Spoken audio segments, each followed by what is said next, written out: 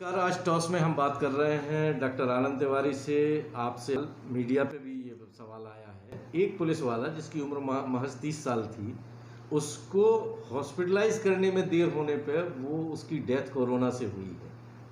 और सरकार बराबर लोगों की इम्यूनिटी पे जोर दे रही है, लेकिन कहीं ना कहीं थोड़ा बहुत सिस्टम भी अभी जांच का या भर्ती करने का, क्योंकि एक जवान जो सरकारी मुलाजिम था उसको भर्ती करने में देर होने से उसको कोरोना से नुकसान हुआ है। और मैं थोड़ा सा इसमें जिक्र करना चाहता हूँ। आपसे मेरी अनऑफिशियल ये बात हुई थी कि जो ये मामला आज सामने आया है विशाखापट्टनम का, इसके बारे में आप बताते हैं कि रात को ही WHO के पास मेल गया था और WHO ने सुबह इस पर रिस्पॉन्ड कर दिया था। तो क्या इस तरह की व्यवस्था हमारी सरकारों में संभव नहीं है? यहाँ पर सवाल होता है सोशल रिस्पॉन्सिबिलिटीज़ का। जैसे विशाखापट्टनम में रात में 3-3:30 के आसपास जो घटना हुई है और कोचीन पॉइजन कंट्रोल सेंटर ने इसकी इन्फॉर्म WHO में किया है। WHO की जो केमिकल यूनिट है, IPCS यूनिट है, उसका तुरंत रिस्पॉन्स दूसरी जगह भी आया है, मेल भी सर्कुलेट हुए हैं। अगर इसी तरह का मसला तथा कथित जो हम कह रहे हैं कि वुहान शहर से निकला है, अगर वहाँ से निकला है तो अगर इसी तरह का मसला चाइना भी अगर WHO को इन्फॉर्म कर देता, जो दिसंबर की घटना है, तो जनवरी आखिरी तक WHO को इतना कड़ा कदम नहीं उठाना पड़ता और इस विगत 1 महीने में बहुत कुछ हो सकता था। पूरा जो विश्व आज की डेट में लॉकडाउन हो गया है, इस महामारी से हम आप बहुत आसानी से बच सकते थे। और भारत देश में अगर हम आप ये कहें शासन प्रशासन, तो एक मैं पुनः उसको रिपीट कर रहा हूँ, शासन प्रशासन तो एक व्यवस्था है।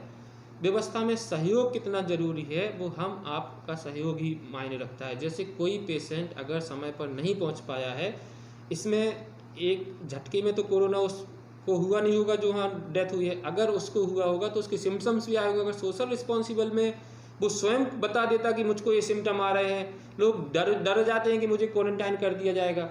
अगर शुरुआत में ही कोई बता दिया जाए या अपने आप को सस्पिशियस करके उसको हॉस्पिटल में जाके स्क्रीनिंग कर लिया जाए, तो एक संभावना होती है कि एक हिसाब से उसमें ज़्यादा बुरे परिणाम नहीं आएंगे। अभी सरकारों की तरफ से ये बात आ रही है कि इम्यूनिटी पे ज़्यादा जोर है। इम्यूनिटी, लॉकडाउन के बाद अब एक नया शब्द आया है इम्यूनिटी।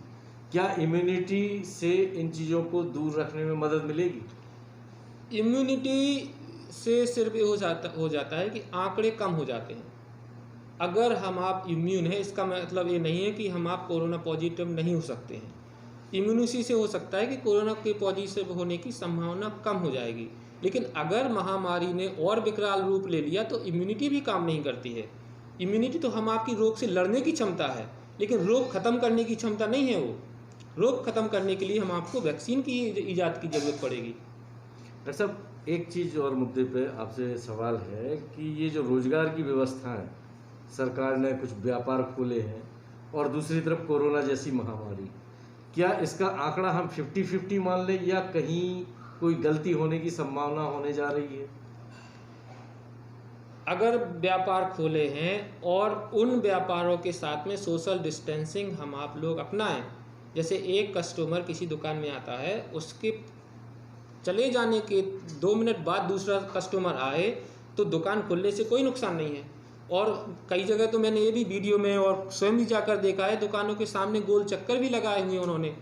अगर उसी हिसाब से लोग खड़े होते हैं, उसी हिसाब से समय और डिस्टेंसिंग का पालन करते हैं, तो दुकानें खोलने में कोई दिक्कत नहीं जा सकती है। सिर्फ समस्या है कि सभी 50 लोग एक साथ 5 मिनट के अंदर दुकानदारी करना चाहते हैं, तो इसके लिए तो लोग स्वयं जिम्मेदार हैं, दुकानदार जिम्मेदार है।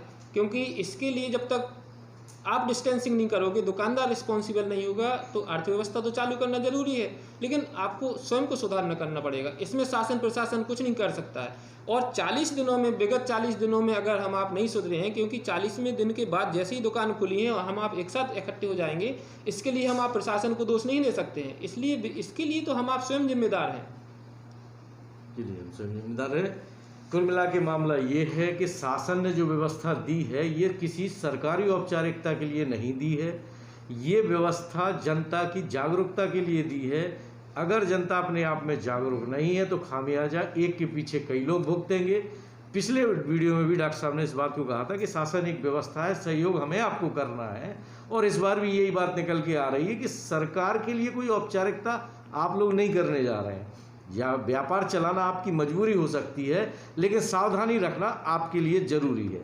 इस समय देश हित के लिए ये ज़रूरी है कि लोग स्वयं में सचेत बने, तरीके से काम करें, किसी सरकारी औपचारिकता के लिए ना करें कि पुलिस को देख के अंदर हो जाए और पुलिस के वापस जाने के बाद बाहर भीड़ लगा लें। ऐसा करेंगे खामियाजा भुगतेंगे।